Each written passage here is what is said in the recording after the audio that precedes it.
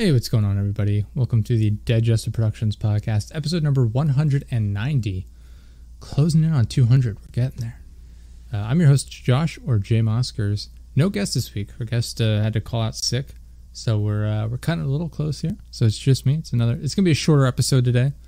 If it's just me, I don't usually have as much to talk about, but I got some things. First of all, we've been streaming a little bit. We did 3 streams, I want to say, of Starfield, and I've been cutting that up and uploading it to YouTube. So that's been going really well. We did Texas Chainsaw Massacre. We uploaded 7 videos of that, I think, to YouTube so far. We have more; they're just not uploaded. We have 18 total Starfield videos.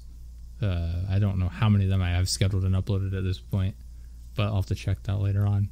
But yeah, we got a ton of Starfield content. We actually have 19 videos because I did one showing off the intro and like the character customization. But yeah, a lot of that, a lot of Texas Chainsaw Massacre videos. So we've got a lot of content that's going to be uploaded. I'm going to be focusing on getting more YouTube Shorts up as like promotional stuff. And then yeah, we've got a lot of guests lined up here for the podcast. I'm going to be guesting on some shows. I don't know if they want me to say that yet or not. I don't know why they wouldn't, but we won't say anything just to be safe. But yeah, other than that, it's been fun. It's been busy lately. Like I said, we've been playing. I'll start with Texas Chainsaw Massacre. Get that out of the way. That was the first thing. We played the shit out of that.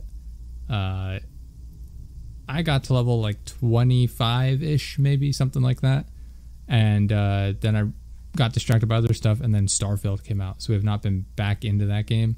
Probably won't be playing it for quite a while because we have a lot of other stuff coming out soon.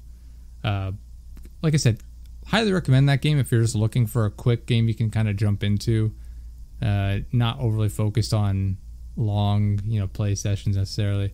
It's on Game Pass, so if you have that, it's free. I don't want to say I wouldn't pay for it because I think it is a valuable game. I enjoyed it a lot, and I'll probably jump back into it at some point. My girlfriend and I will probably play it together. It's all online, but we'll probably play that since it's a game we can actually play together, as opposed to like Starfield and some of the other games coming out.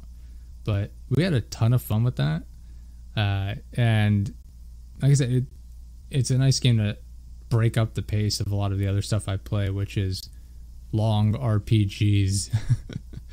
And so yeah, that was a breath of fresh air, to say the least. I don't foresee it having a long tail on it as far as like content wise. There's only so much they can do. It's Texas Chainsaw Massacre. It's a very specific IP, so it's gonna be hard to pump out a lot of extra content. I'm like, even like maps, I don't really know all they could go with because I haven't seen every single one of them, the movies, but I don't know how many different locations they could possibly have. Right now they have 3. They have the main house, they have the gas station, and they have the slaughterhouse. So, I'm sure they could add like 1 or 2 more maybe. It's just a matter of transitioning them from film to game, which I will say, I didn't realize it. My girlfriend and I rewatched the first Texas Chainsaw Massacre movie, the one from 1974. We watched it the other night because she had never seen it, but we played the game.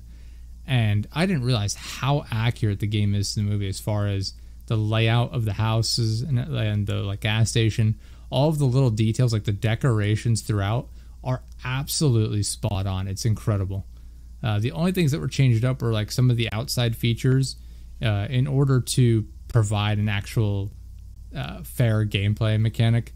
Because if it was like the movie exactly, everyone would just be stuck in the house pretty much. Other that or just out in the field, and that becomes too difficult. So they adjusted that, but it makes sense and it works well in the game. But my God, the actual house is flawless. Even all the little wall decorations, the skulls and things like that, are identical to the movie. It was crazy to watch it. We're watching him like open the front door of the house, and it's like, holy crap, that looks just like the game. Like the game nailed this. So that was really cool. And yeah, we'll probably jump back into that at some point. We also been playing Mario Party Superstars, maybe. There's 2 of them we have on the Switch right now, and holy shit, I did not realize how rigged those games are for the computer. I'm the only reason I do well in those games is because I win basically every minigame. And meanwhile, I cannot land on an item space. I'm getting stuff taken from me left and right. The computer's constantly stealing my stars and my coins. Meanwhile, the game is handing them golden pipes, which teleports them directly to a star. It's handing them double star cards, which I've never gotten in my life. And I watched the AI get 2 in a row the other day. I watched one in one game, one in another game. And it's just handing them stuff left and right. And it's like, holy crap. It's so unfair. If you don't win every minigame, you are fucked in that game. Because the AI just has everything handed to it. It is so ridiculously unfair, unbalanced in the AI's favor in that regard. Every single, like, you don't even get the same options. You land on a lucky space and you get like 7 coins, 10 coins. The next star you get is the cost is cut in half. You receive like a dash mushroom and a key, maybe is one of the other ones, I forget. And on theirs, it's like, get 25 coins, get, an item bag, which gives you 3 items. I've never had that pop up for me. We've played that game, I don't know how many times. Get 2 stars, get 25, get 30 coins, get like a triple dice bot. It's just handing them all these great items. Like, holy crap. So that was really frustrating. I got really upset. They warped with me, moved me directly in front of the star. They got a star, went forward, stole a star from me, then stole coins. This is all in the same turn. Stole coins from me, and then moved the star directly back behind me again, and then got another star. I was just sitting there fuming as they just took all my stuff from me, and then the computer just handed it all to them. So that was miserable. But yeah, other than that, then I played a shitload of Starfield already. Just an absolute abominable amount of Starfield. Like I said, we have, I don't even know how much I played on stream. 2, 4, I played about 6 hours on stream alone, not to mention the amount I've been playing off stream just to grind some stuff out, level up, get some money. I've been saving up. I found a way to like really grind out credits and levels, so I've been working on that, trying to get stuff so it's a bit more entertaining on stream as opposed to, all right, we're out of ammo. We need to save up credits so we can buy more ammo, upgrade it. It's like nobody wants to see that. So I've been doing a lot of that stuff off camera. That way in between streams, I can do that. And then once I get back on stream, it's back to the actual entertaining stuff where I'm flying around in cool spaceships and getting into fights and doing main missions and just side missions, whatever, doing actual content as opposed to the minutia. But my God, Starfield is so much fun. It has been love it or hate it for so many people online. I have to imagine the majority of people are just sitting there enjoying the game and being like, oh, this is cool, it's a fun game to play. But people online have been so vocal about it. The people that enjoy it are like, man, this is so much fun. You get to travel around the universe, explore everything, just all the different things you can do. And the people that hate it are, some of them are just attention-seeking idiots. Like the people freaking out that you can choose your own pronouns. Like those people should just be ignored. It's such a non-thing. And then there are people with criticisms that I don't agree with, but they're fair. It's like going through cutscenes to get down to planets. Like you can't fly from a planet's surface, get in your ship, fly around, and then fly directly out into space and then to a different planet. There's cutscenes in between all of those. And I understand why people want it to be the other way, where it's just seamless, because you can do that in games like No Man's Sky, which I have played, and then I forget what the other big game is called. It's escaping me right now. But I get it that that's what they want. At the same time, Starfield is much more in depth in those games from what I've gathered. I really should look up the other game. But yeah, I don't know.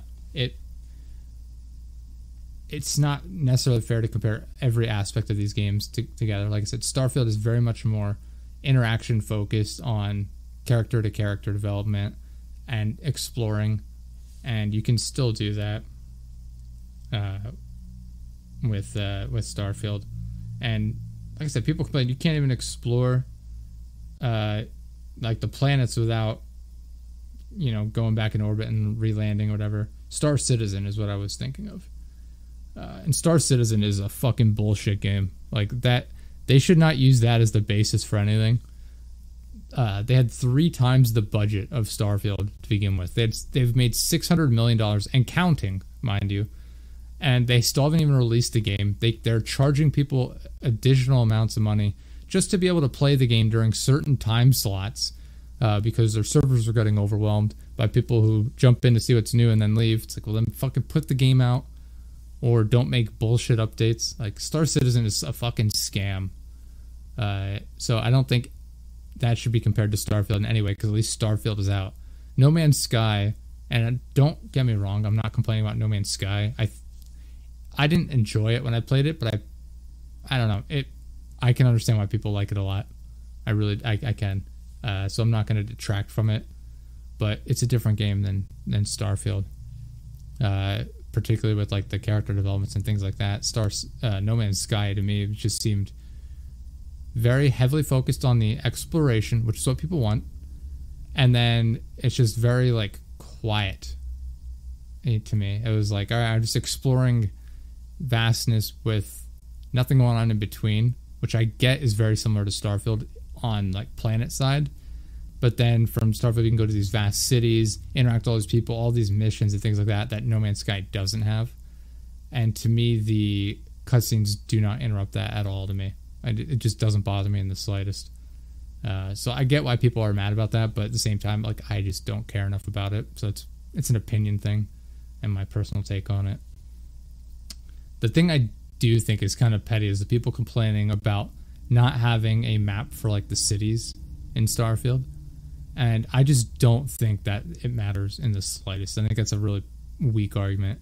People say, oh, I can't figure out where I'm going. It's how little are you playing the game that you can't figure out where you're at? They complain because the arguments they make are, oh, it's in Skyrim. But, man, it's like, do you really need a map to get around the cities in Skyrim? Like, really? They're not that fucking big. Starfield is bigger, I get that. But, I mean, like, it's not fucking that complicated to just make your way around the cities. Like, you spawn in the same spot every time, assuming you're traveling to the same location in the city. Just, like, it's not that hard to memorize it. I don't understand the difficulties people have. So I feel like that complaint in particular is kind of, I don't know, I feel like that's a weak one. I get the traveling through space and the cutscenes being in between the different locations from surface to the atmosphere to traveling through space. I get that. I think that's a more fair complaint than not having a map of the city. I just think that's such a weak, pathetic argument. But those are the main ones I've seen, is the cutscenes and then the maps. The pronoun thing is fucking retarded. Those people need to go away. Stop complaining about it. It's literally, you don't have to interact with it in the slightest, and they still have a fit about it. I don't get it. I just don't fucking understand why people care so much. Other than that, I've been loving Starfield. Like I said, just going to the different planets and just exploring these literally the entire planet is awesome. Just being able to jump around the galaxy in my ship, being like, oh, what's this system? Jump into the system, getting in fights in space, like flying around your ship is fucking awesome. I made the mistake, so there's an exploit you can do where you turn the difficulty all the way up as you enter an area, and then once the enemies are like have appeared and spawned in, you can turn it back down and then fight them, so you keep the loot but without all the hassle of fighting them on very hard. I turned it up to very hard, didn't lower it, and I've been fighting people since on very hard difficulty, and I just never bothered to reset it. So I've been dealing with that, and it's not so bad on the ground, but my god, space battles, I'm getting wrecked. I am, not very good at them. My ship wasn't very good. I've got a better ship now. But the other thing is, like, man, they're very strong, and they kill. I was doing, one of the things I was trying to go for to level up my one skill that allows me to pilot better ships. And so one of the prerequisite to that is destroying, it's 5 ships, 15 ships, and then 30 ships. I think I'm on the 30 ships one now. And I was flying around trying to get it, and oh my god, I spawned in, and there were 3 bounty hunter ships, and they just kept killing me so quickly. Because what'll happen is they'll hail your ship before they attack you, and I'll be like, hey, if you just give us credits, we'll leave you alone. And I'm like, well, no, I'm not getting rid of my credits. I'm trying to save up to get a better ship. So they attack me, and I'd get through the first one, but while I'm attacking like the captain's ship, the other 2 ships are behind me lighting me up, and that's what would always do me in. And it was a struggle. I would jump away, they'd follow me or whatever, or I'd jump to another area that had different ships in it, and eventually I'd get away, and I'd find myself in situations in which I could destroy some ships, progress the challenge. But yeah, I still haven't turned it off very hard difficulty, and it's kicking my ass.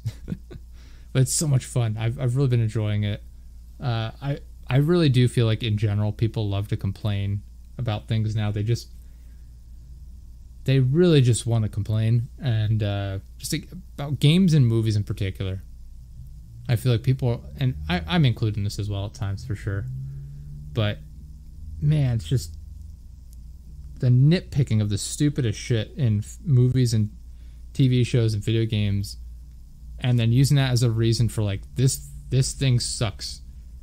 Starfield sucks because it's not seamless from the surface to space. It's like that is such a nitpicky thing to complain about. It, like, I get that it interrupts like your play style of like wanting to go seamless, but my god, the rest of the game is fantastic. And if you don't like it, you don't like it. It's whatever, it's your opinion. But man, like the amount of people complain about that, saying it's like a bad game because of it, is insane. And at no point did they say it was going to be seamless. So I think part of it is people get their hopes up for things so high, and then when it's not reaching these unrealistic expectations that they set, they act like they've been betrayed and cheated and lied to, when in reality it's met the expectations that were set in reality, but not their expectations. So like the game is living up to the hype that it set for itself for the most part, but it's not living up to these made up expectations in these people's heads that no game is going to meet. At least not now. But yeah, I don't know. I've really been enjoying it, and I'm kind of at like an impasse here because I don't know. It'll depend on what we want to do. If my girlfriend wants to play games, because Baldur's Gate 3 is out now. As soon as this episode is out, today, I'm recording this on Tuesday evening, with my schedule being all messed up, especially with Labor Day. Yeah, so I'm recording this.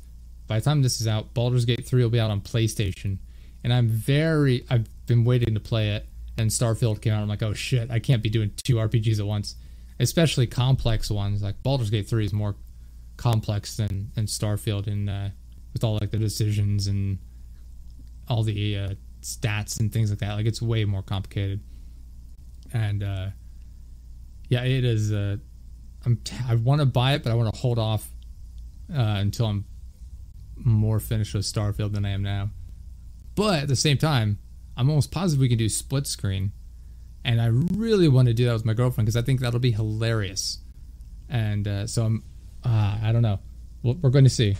We're going to see how that goes. But I'll touch up more on that in a minute. I'm going to do the ad reads here because this episode is brought to you by Liquid IV. Liquid IV is the category-winning hydration brand, fueling your well-being, now in sugar-free flavors. That's what I'm drinking right now. I've got lemon lime. I've been drinking the white peach for a month or two now, however long it's been, and I really like that. I got lemon lime now. My girlfriend likes this one more than the white peach, so we're gonna have to get the 2 bags and keep both of them on hand now. But yeah, I do my workouts every single day, and I like to stay energized throughout the day as I'm up and about, run around all over the place, working, trying to keep my energy up. And I don't like drinking soda for the most part. I do drink it every once in a while, especially the glass bottle Coca-Cola made in Mexico. But I try and stay away from it. But Liquid IV, especially sugar-free, it's the perfect fit. It's the #1 powdered hydration brand in America and is now available in sugar-free. Years in the making, Hydration Multiplier Sugar-Free uses a proprietary zero-sugar hydration solution with no artificial sweeteners. So, again, it works perfectly for me. I just don't want all the sugar, everything like that.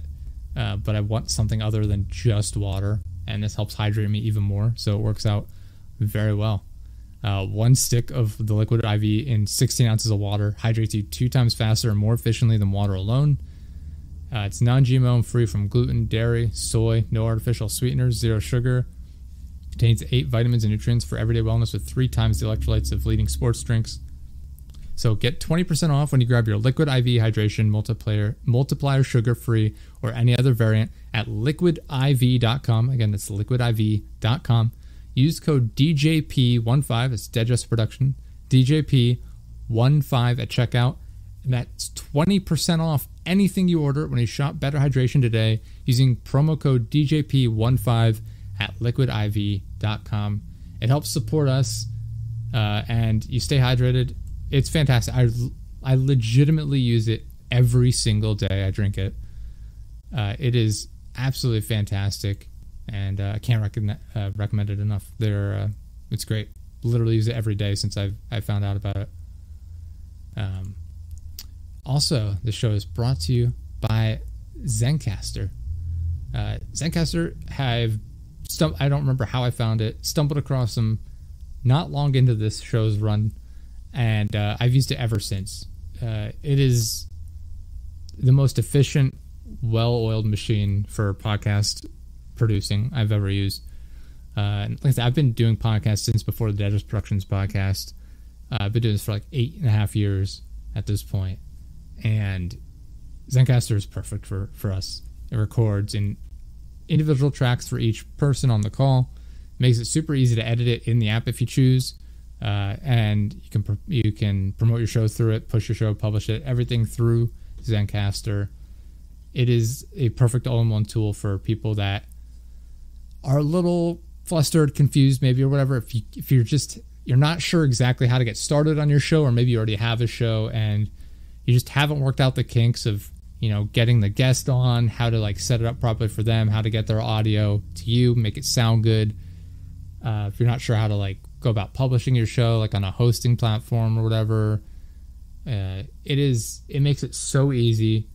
All you have to do is log into your browser, start recording the high quality podcast right away. You just send a link to the call to your guest or whoever's joining. They click the link, enter a display name, and they're in the call. All you have to do is hit record and it's good to go, and it records it for you. Zencastr's multi-layered backups ensure you always have your recordings in the highest quality, even if the connection is unstable. So if this has happened to us before, where our guest has had a bad internet connection and it'll like drop them from the call, but sometimes they don't even realize it and they keep talking, and when the call reconnects, it saves their talking, like their talking points and their speech the entire time. So I don't even have to edit around it. It comes back, I have their audio, and it just flows seamlessly because it's recording the entire time. And I think that is a huge plus for Zencastr, in that you don't even have to worry about a bad connection because it sounds perfect regardless. Even if you do have a problem, which you won't, but if you did, I've had questions for them before about certain things. Their customer service is absolutely fantastic, and I can't thank them enough for all the help they've provided me the entire time I've been using it. So yeah, props to that. Customer service is a huge, huge bonus. Have you ever wondered about what you sound like? Zencastr's post-production process makes you sound buttery smooth. It really does. It automatically removes those ums and ahs in your recording, removes those awkward pauses in conversation too. Set the right podcast loudness and levels while reducing background noise with a click of a button. Go to zencastr.com/pricing. Again, that's Zencastr, ZENCASTR.com/pricing. Use code DJP15. Again, that's DJP15. And you'll get 30% off your first month of any Zencastr paid plan. I want you guys to have the same easy experience as I do for all my podcasting content needs. It's time to share your story. Again, go to zencastr.com/pricing. Use code DJP15. Get 30% off your first month of any Zencastr paid plan. Again, helps us out. And I cannot recommend Zencastr enough. Like I said, I use it every single show. If you hear our podcast, it's from Zencastr because it just works, and it's super easy, convenient, very, very helpful. and it just makes it so much easier to get the guests in. I've never had an easier time explaining to guests how the call works. I send them the link and I say, hey, click on that, enter a display name. That's all you got to do. Super easy. It saves so many headaches, and it's fantastic. Can't recommend enough. So thank you, Zencastr, for sponsoring the episode. And I don't even know what else to say at this point. It's great. It's just use Liquid IV, use Zencastr, and check them out. It helps us out a lot. Helps make us look good.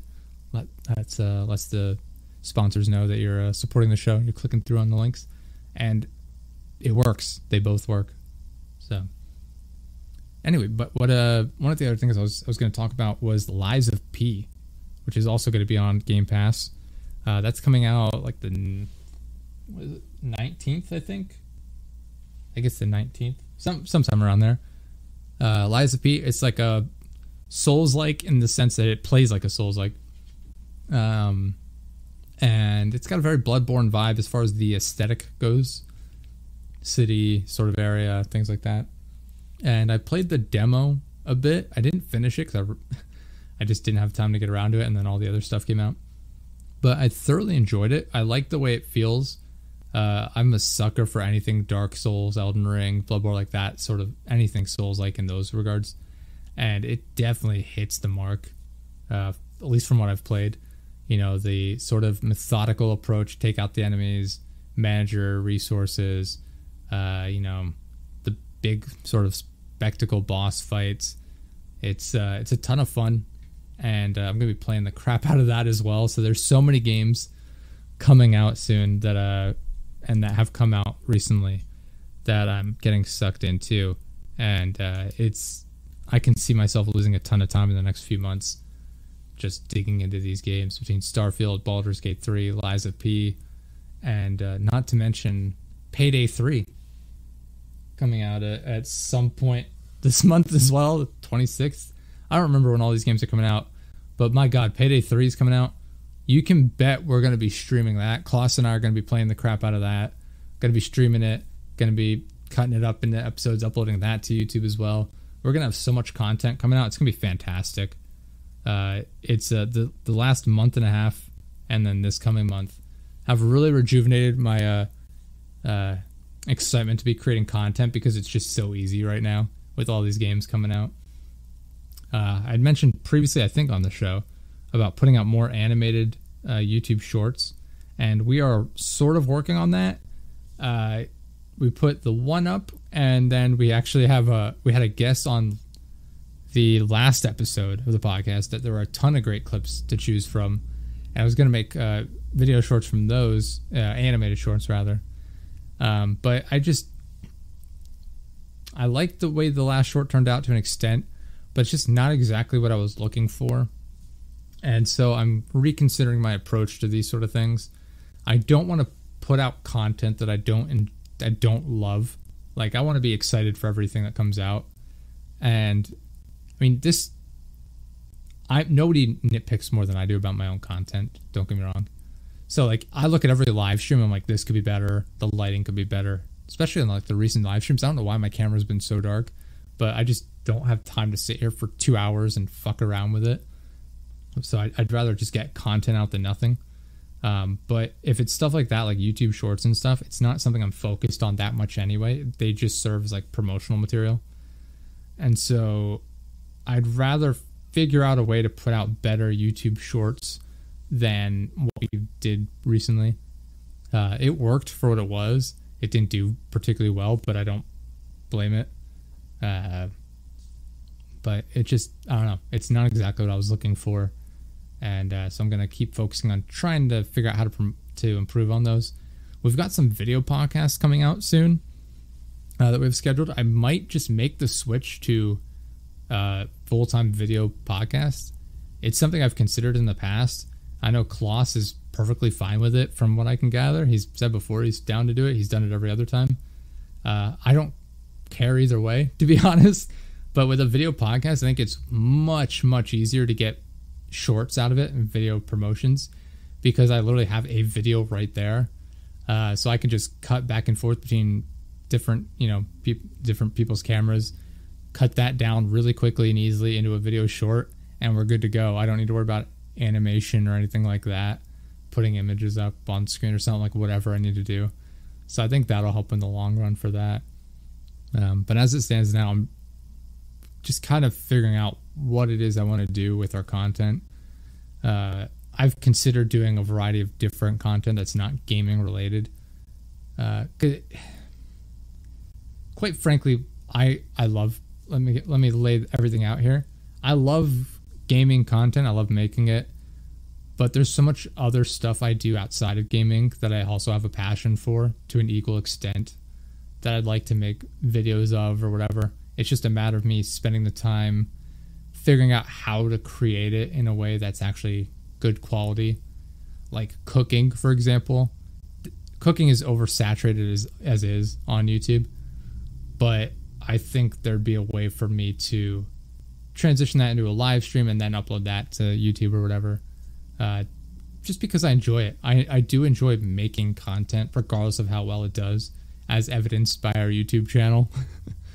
But I enjoy making it and I like cooking, and I feel like if I can figure out the setup, I could do some live streams of cooking different things that aren't just like toast, chicken, whatever.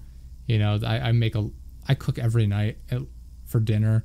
I make a lunch, like actual lunches a lot of the times as well, not just like sandwiches or whatever. I do a lot of cooking.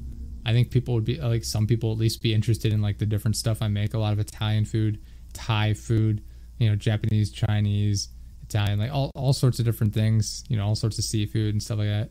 There's so many different types of food I make that I think people would be interested in seeing how it's prepared. The key is figuring out how to present it in a way that's at least somewhat different than what everyone else is putting out. If you're looking for content of everything, it's available on YouTube. That's a given.